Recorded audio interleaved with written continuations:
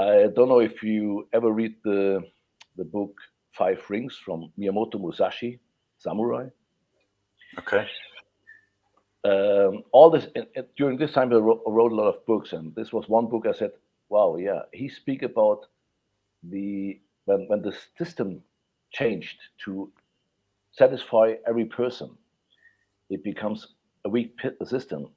It's the same Mm, like me. When I would have taught what the people like, it would be much easier to develop a huge organization. But I taught the people what they need. That mm, means not many people like me. You know what I mean? Um, I teach the people what they need. That means I create conflicts, or they create conflicts because they realize what they have to do. And for this reason, a lot of students left me because it was too much. I expected too much in the eyes of them. I actually expect nothing. I just do what I do. And my expectation, if you have expectations, you always, it never leads you to satisfaction. If you have no expectations, it's much better because everything what you see, you can handle immediately. mm, So better to live with not too much expectations, but desires, dreams, visions. It's much more interesting than expectations. And so this is how systems grow. Sometimes mm. I wonder that systems are growing by just satisfying people because the system like WingChun, when you look at internet, it became a weak, senseless system. When I look at the internet, what it became, so I realized, okay, this is over. That's it. It And do you think that is because of the purpose of the instructor teaching it was a business reason rather than a hobby and a passion to make money? uh, maybe not.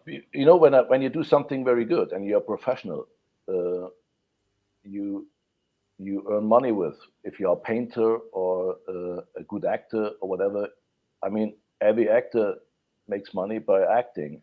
Every good martial art makes money because of he is dedicated. He was dedicated in it. He became a professional guy. When I look at soccer, the soccer players in Germany, what they make for, they are just good. Mm, Millions of people can play soccer, but some are very good, and this mm, some makes a lot of money. Why not? So I guess this is not the problem, not the main problem, but maybe some saw that you can make money with it and want to become an instructor, and so even the whatever not that good guys became instructors, developed not that good guys, and they want to become an instructor, and so maybe we have yeah. now 80% of not good instructors around the world. Mm, I would say in the Wing Chun system, we are even more. We are even more than 90% of whatever rubbish, just satisfying themselves, not really bringing the people or their students the truth. It is just mm, because they like it. It's mm. not bad, it's just they like it. They love it. Just they are not good, but they love it. And who can say you're not good enough to them if they have no teacher anymore? Mm. It's like you play your own soccer game, you run and you call yourself a first league player, but there is no one who is playing with you, so you never know.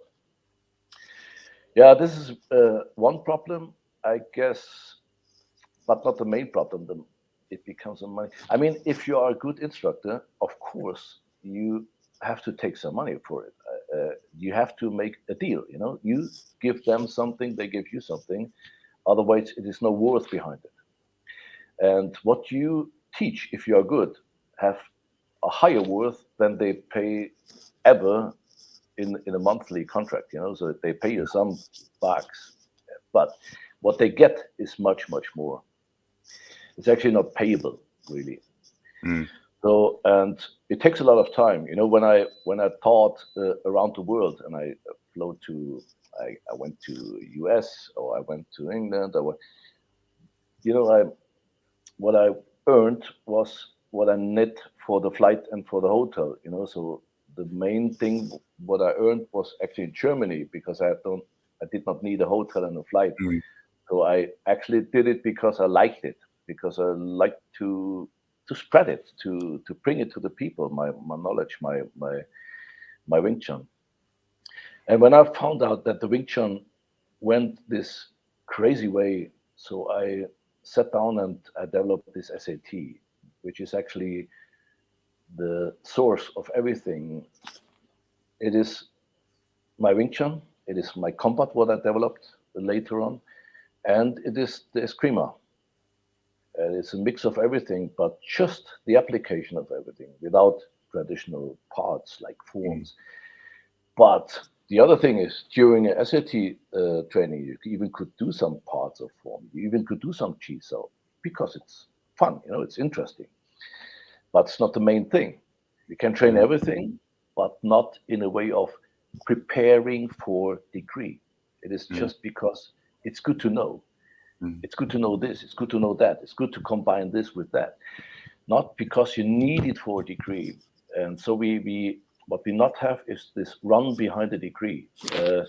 When I was at seminars, I always hear this question: what do you think? Am I ready for the next degree? Or they reach the 7 student level at the next training, I'm going for 8. What means that? I'm going for 8.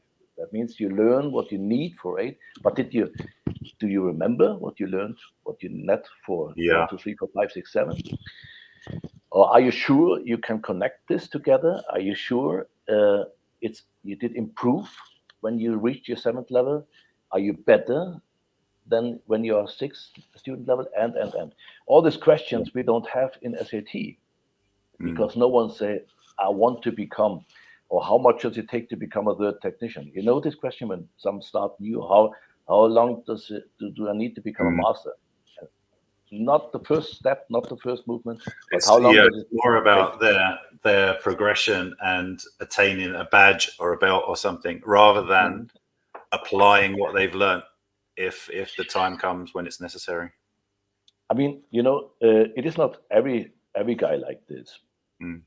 Every person, we are not the same. So some just take the degree if the degree comes, but the most like the degree, which is not bad, but better we don't have it. So we don't have this problem anymore. And that was the main reason to develop S.A.T, because of the decaying Wing Chun. It's really what it is not interesting anymore. I mean, if I would have seen Wing Chun like it is now, I would never ask someone if he can show me something, or I would not want to learn it. When I see it on internet, I ask myself, how can people think this is nice to push and pull and speak about whatever yielding, and you need no power, blah blah blah. To fight you need lots of power. Can you imagine?